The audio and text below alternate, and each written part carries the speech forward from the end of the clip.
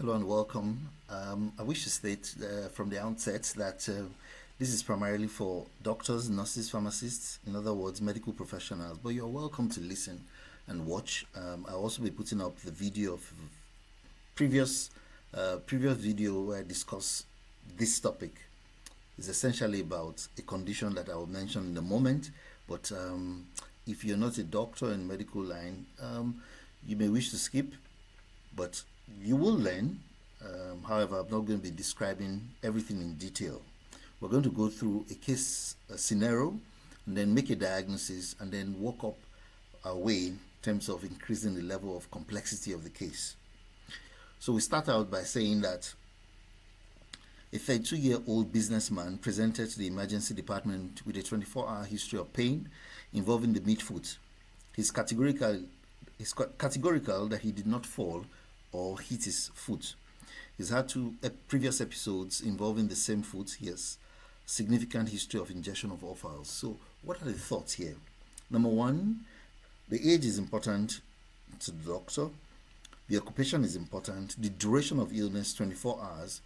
And then, where is this pain, the midfoot? It's important to mention that categorically there is no history of trauma, so that is ruled out. And then he's had previous episodes. He has a significant history of injection of offals. Offals are the entrails or the internal organs of animals.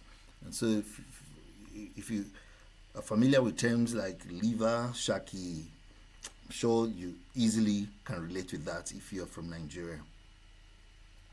So what is the diagnosis in this situation? When you have a condition like this where pain is of short duration, involving sometimes one joint, maybe more in some other instances, the thoughts that you need to have, particularly for a patient like this that has had a significant history of ingestion of offals, you must consider a condition called gout. I'll put a description of the video about gout that I made some time back. But essentially, gout could be described as the king of diseases and the disease of kings. You will get that explanation in that video. So what are the learning points here? Podagra is when a patient presents with pain or features suggestive of gout involving the first metatarsophalangeal joint. That's the big toe. It's important to mention that sometimes gout may present without necessarily affecting that first joint. And so don't be taken aback if you have a patient presenting with singular joint pain and is not necessarily the first metatarsophalangeal joint. Number two, offals are rich in purines. Purines are substances in the body that are broken down into uric acid that precipitate in the joint and cause inflammation. Number three, a history of recurrence could be a pointer to gout. A number of times, patients that present to us with gout have had previous gout. And so when you have this history of recurrence, you need to consider the possibility of gout. What will the doctor do in terms of treatment? The first line for a doctor will be to use a class of medication referred to as NSAIDs. Now, it's important to mention that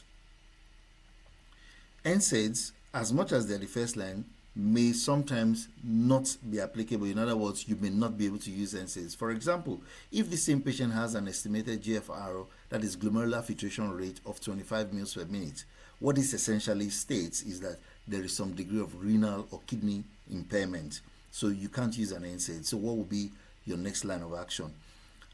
Other medications that we tend to use for gout could be colchicine or steroids. But the problem here is that for a GFR this low or renal impairment, I will less likely be comfortable with using colchicine, so I would use steroids.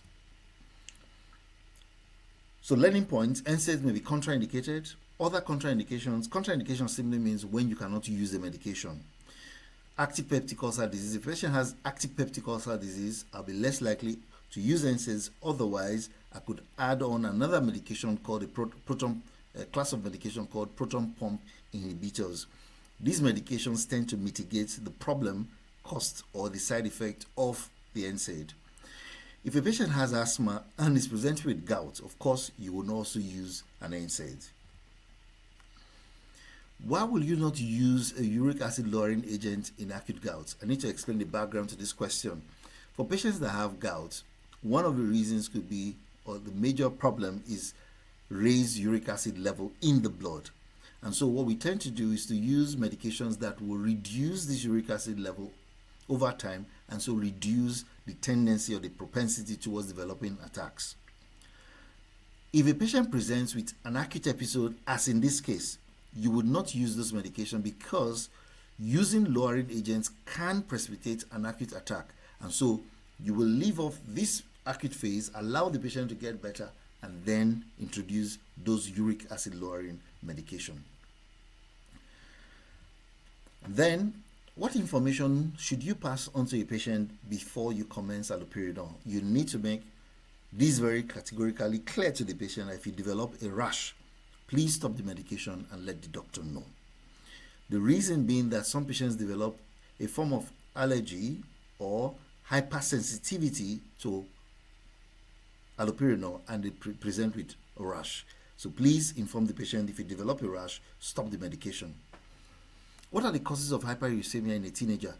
A teenager typically should not, is unlikely to have gout. However, there are situations where a teenager could have gout.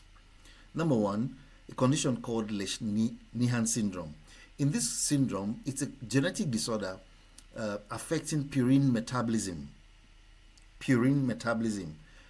Now, the enzyme that is deficient there is called hypoxanthine guanine phosphoribosyl transferase enzyme. Please don't bother about the name. Secondly, patients that have myeloproliferative disorder, which is, this describes blood cancers.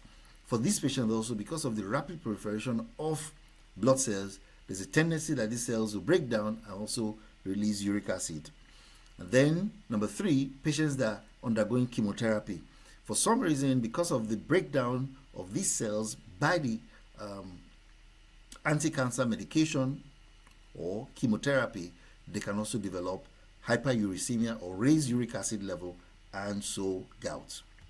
Then, to another level of complexity, what will be concerning if you were to prescribe allopurinol to a patient that is on mercaptopurine? Basically, we need to understand this. There's a medication called azathioprine that is metabolized to 6-mercaptopurine. Mercaptopurine is metabolized by an enzyme called xanthine oxidase. If you give a patient allopurinol inhibits xanthine oxidase. And so, if you give a medication that blocks xanthine oxidase, what it means that you would now have raised levels of mercaptopurine in the system, which will be problematic. So, in summary, you should not give allopurinol to a patient that is on azathioprine or mercaptopurine. I hope you've learned something, and again, this is not for the purposes of self-medication. Thank you, and if you haven't subscribed, please do. Thank you. See you again.